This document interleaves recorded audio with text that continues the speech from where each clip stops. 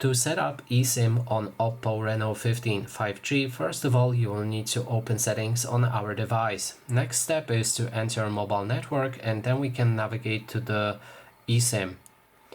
Make sure that this option is enabled, but keep in mind that the second physical SIM slot will be disabled. After it's enabled, it may take a few moments to actually toggle. We'll be able to click on Add eSIM.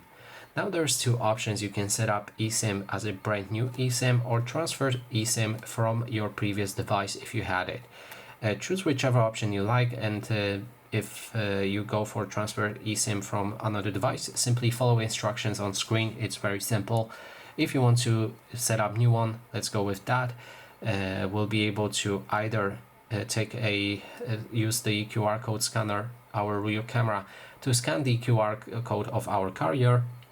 We can enter activation code manually, or if you have only a photo in your gallery of the QR code, you can scan it from the photo as well by choosing it right here. And that is basically everything. Thanks so much for watching.